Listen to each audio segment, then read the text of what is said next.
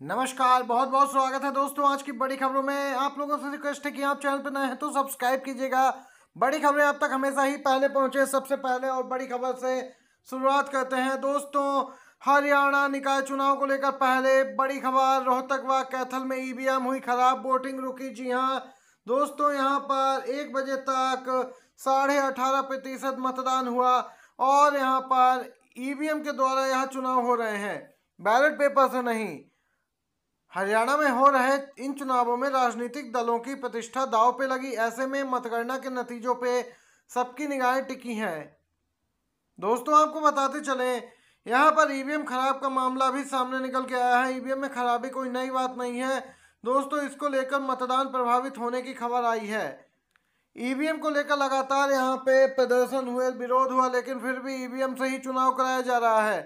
दोस्तों ये ताजा अपडेट निकल के आई है। इसी के साथ एक अगली बड़ी खबर में जानते हैं, ईवीएम के साथ वीवीपैट भी नहीं लगा रहा चुनाव आयोग। कांग्रेस ने इलेक्शन कमीशन पर उठाया सवाल, राज्यपाल को लिखा पत्र।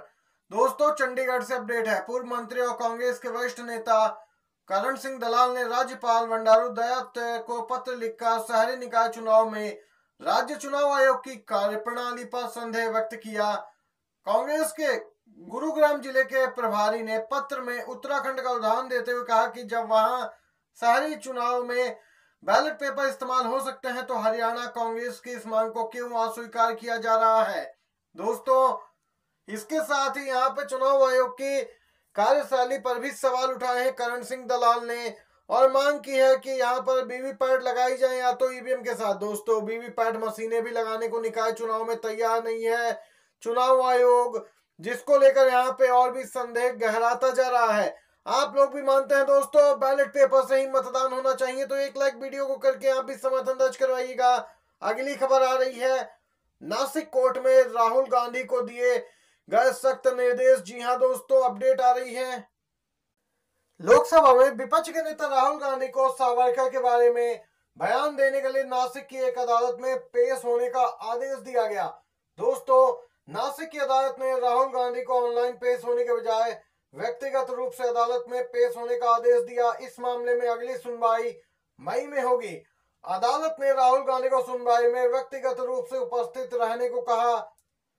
राहुल गांधी ने भारत जोड़ो यात्रा के दौरान सावरकर को लेकर बयान दिया था।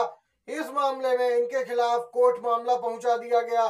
नासिक कोर्ट में यहाँ पेश करने के आदेश जारी किए गए राहुल गांधी को। दोस्तों देख सकते हैं 1 मार्च को सावरकर वाले बयान मामले में सुनवाई होनी है थी यहाँ पर दोस्तों, लेकिन राहुल गांधी नहीं पेश हुए। अब यहाँ मई में लग गई है तारीख। बीजेपी के नेता और मध्य प्रदेश की पूर्व सीएम उमा भारती का बयान सोशल मीडिया पर तेजी से वायरल हो रहा। दोस्तों उमा भारती ने कहा कि नेहरू के विकास का मॉडल उद्योगों के विकास का मॉडल था और आज के निवेशकों को उनसे सीखने की जरूरत है। उमा भारती का यह बयान इस समय काफी चर्चाओं में बना है, सोशल मीडिया पे वायरल हो रहा है। दोस्तों उन्होंने कहा कि 75 सालों बाद भी एक ही मॉडल है, गांधी और नेहरू। दोस्तों यहाँ पर कांग्रेस नेता इस प्रकार के ट्वीट कर रहे हैं उमा भारती के बयान को लेकर और लिख रहे हैं, धन्यवाद उमा जी। दोस्तों उमा भारती दिग्गज नेताओं में से एक है, हमेशा ही यहाँ पर खुले शब्दों में बात बोलती हैं और इस बार उन्होंने कांग्रेस की तारीफ की है और अपनी पार्टी को आड़े हाथों लिया है, उसकी नीतियों पर सवाल उठाए हैं, जिसको लेकर सोशल मीडिया यूजर्स भी अपनी प्रतिक्रियाएं व्यक्त करते हुए नजर आ रहे हैं। आपकी क्या कुछ राय है आप भी लिखिए दोस्तों कमेंट बॉक्स में। अगली अपडेट की तरफ बढ़ते हैं। 90% भारतीयों के पास अतिरिक्त खर्च करने की क्षमता नहीं, कर्ज बना है उनका सहारा। नई रिपोर्ट में केंद्र सरकार पर कई सवाल उठ रहा है। भारत को अगले 12 सालों में एक विकसित राष्ट्र बनाने का सपना दिखा रही मोदी सरकार की हकीकत सामने आई है।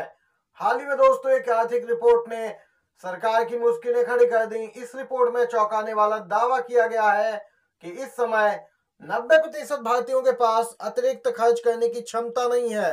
यह रिपोर्ट विपक्षी दलों ने संसद में पेश की, जिससे सरकार पर नए सिरे से आर्थिक नीतियों को लेकर सवाल उठाए जा रहे हैं। रिपोर्ट के मुताबिक केवल कमाई ही नहीं बल्कि बचत में आई गिरावट और बढ़ता कर्ज भी इसका एक मुख्य कारण है। देश के अधिकांश मध्यम वर्गीय परिवार आर्थिक रूप से दबाव में हैं और कर्ज के जाल में फंसते जा रहे हैं। दोस्तों इस पूरे मामले पे कांग्रेस अध्यक्ष खड़गे ने कहा कि मोदी सरकार का विकसित भारत केवल अमीरों को और अमीर बना रहा, जबकि आम लोग आर्थिक संकट से जूझ रहे हैं। ममता बनर्जी ने चुनाव आयोग को दी धरने की चेतावनी। बंगाल में वोटर लिस्ट में गुजरात हरियाणा के लोगों के नाम जुड़वा रही है बीजेपी। दोस्तों फ्लोटिंग वोटर्स का मामला फिर तूल पकड़ रहा है। पश्चिम बंगाल की सीएम और टीएमसी सुप्रीमो ममता बनर्जी ने यहां पर टीएमसी नेताओं विधायकों की बैठक बुलाई थी और यहां पर बीजेपी पर जोरदार निशाना साधा और इसके साथ ही लोगों को सजग किया। तृणमूल कार्यकर्ताओं को मतदाता सूची के बारे में चेतावनी दी। दोस्तों ममता बनर्जी ने भारत के चुनाव आयोग पर भी हमला बोला और आरोप लगाया कि चुनाव आयोग और कुछ अन्य संस्थाओं ने बंगाल में वोट हासिल करने के लिए अन्य राज्यों के लोगों के नाम मतदाता सूची में डलवा दिए हैं। ममता बनर्जी ने मंच से कई दस्तावेज निकालकर मतदाता सूची में विसंगतियों का आरोप लगाया और कहा कि बीजेपी ने दिल्ली, हरियाणा और महाराष्ट्र में जो जीत हासिल की है वह इसी का परिणाम है फर्जी वोटर्स का। उन्होंने कहा कि आप दिल्ली में नहीं कर सके, महाराष्ट्र में नहीं हो सका, लेकिन हम पकड़ लेंगे, आपकी चालाकी जवाब देंगे। इसके साथ ही दोस्तों उन्होंने यहाँ पे कहा कि अगर चुनाव आयोग हमारी मांग नहीं मानता है, बात नहीं सुनता है, तो यहाँ पर चुनाव आयोग कार्यालय के सामने प्रदर्शन को भी तैयार है। ममता बनर्जी ने चुनाव आयोग को दी है धरने की खुली चेतावनी। दोस्तों तो दूसरी तरफ फर्जी वोटर्स का मामला थमने का नाम नहीं ले रहा है। फर्जी वोटरों की पड़ताल शुरू हो गई। पश्चिम बंगाल में फर्जी वोटरों को लेकर जारी विवाद के बीच कोलकाता के मेयर और मंत्री फिरहाद हाकिम ने खुद सड़कों पर उतरकर अपने विधानसभा क्षेत्र में वोटर लिस्ट की जांच शुरू कर दी। भाजपा ने तृणमूल कांग्रेस पर फर्जी वोटर जोड़ने का आरोप लगाया था, जिसके जवाब में हकीम ने अपने वार्ड 82 नंबर वार्ड में घर घर जाकर मतदाताओं की पहचान की। दोस्तों देख सकते हैं यहाँ पर बीजेपी उल्टा ही आरोप टीएमसी पर लगा रही। आपको बताते चले मेयर ने भाजपा पर निशाना साधते हुए कहा कि उनका संगठन कमजोर हो चुका है और बीजेपी के पास बूथ स्तर पर भी कार्यकर्ता नहीं बचे। उन्होंने चुनौती देते हुए कहा कि अगर भाजपा को लगता है कि टीएमसी ने फर्जी वोटर जोड़े हैं तो वे खुद सड़क पर उतर के इसकी जांच क्यों नहीं कर रहे। दोस्तों मंत्री ने दावा किया कि उन्होंने वोटर लिस्ट में कई मृत लोगों के नाम पाए।